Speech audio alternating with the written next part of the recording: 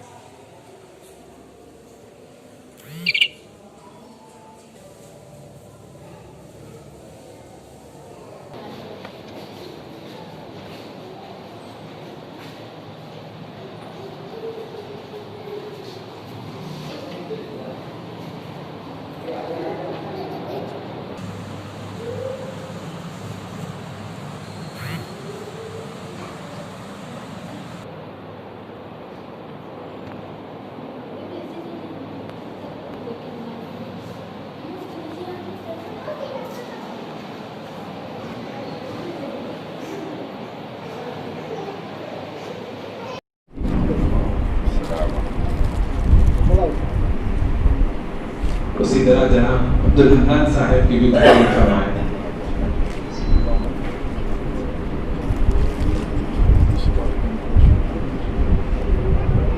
جناب فیروز مند صاحب خازن صاحب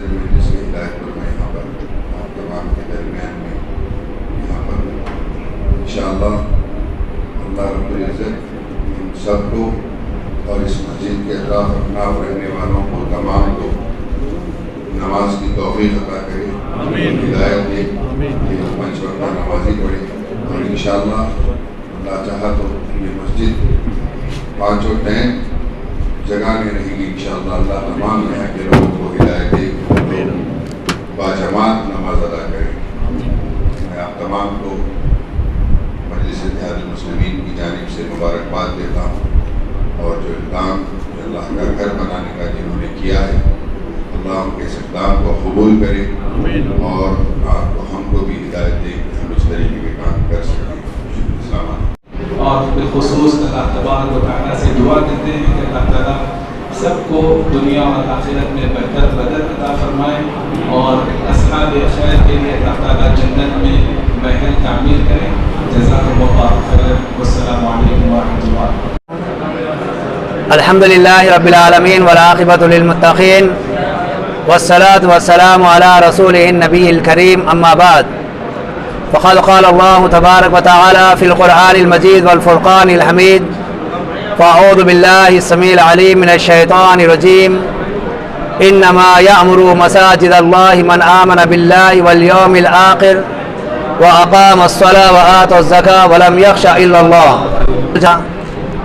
شکر بجا لاتا ہوں کہ اللہ تبارک و تعالی نے ایک عظیم کام کے تحت ہم تمام کو یہاں پر جمع کیا ہے۔ ہر قسم کی درود و سلام نبی کریم صلی اللہ علیہ وسلم کی ذات کے لیے۔ معزز و محترم حاضرین، الحمدللہ آج اس مسجد کا افتتاح ہوا۔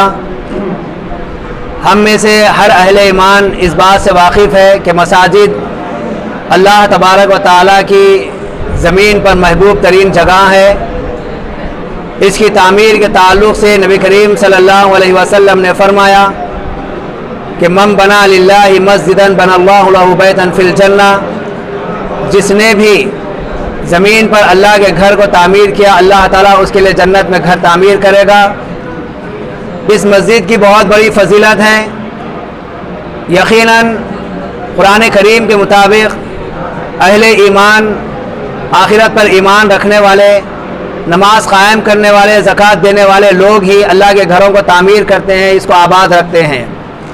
مساجد کی تعمیر کی بہت بڑی فضیلت ہے، اور ہم اہل ایمان کے لیے یہ مساجد اسلامی مراکز ہے. یہ صرف عبادت کے لیے مختص نہیں ہے، اس میں حضرت صلی اللہ علیہ وسلم نے مسجد کو اسلامی سنٹر بنایا، مدارس کا تعلیم کا ذریعہ بنایا. اللہ کے نبی صلی اللہ علیہ وسلم جب ہجرت کر کے مدینہ منورہ تشریف لائے، راستے میں آپ نے قباء کے مقام پر قیام کیا. 14 دن کے اندر آپ نے وہاں پر مسجد قباء کی بنیاد رکھی. وہاں سے آپ جب مدینہ منورہ پہنچے تو مسجد نبوی کی بنیاد رکھی، اور اسی مسجد نبوی میں آپ نے ایک چبوترا قائم کیا صفہ کے نام سے، جہاں پر آپ نے صحابہ اکرام کو تعلیم دی. اسی طریقے سے نبی صلی اللہ علیہ وسلم نے مسجد سے اپنے تعلقات کو بڑے گہرے رکھے، اور قوم کو بھی اسی کی تعلیم دی ہے.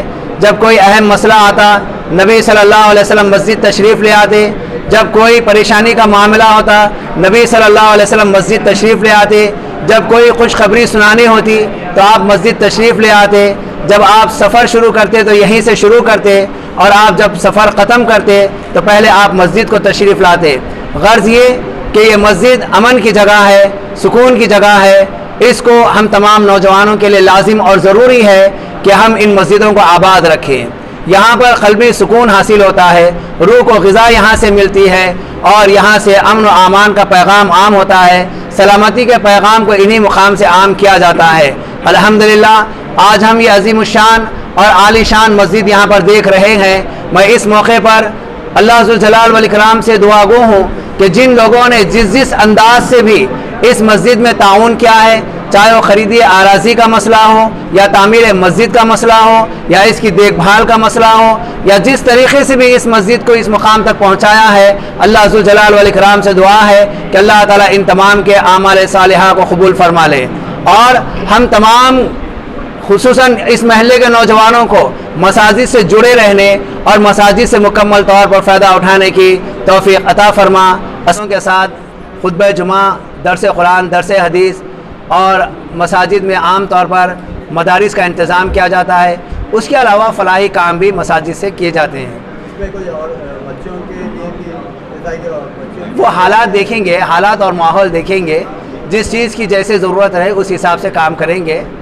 جگہ وغیرہ بھی دیکھیں گے، لائبریری قائم کی جائے گی انشاءاللہ تعالی.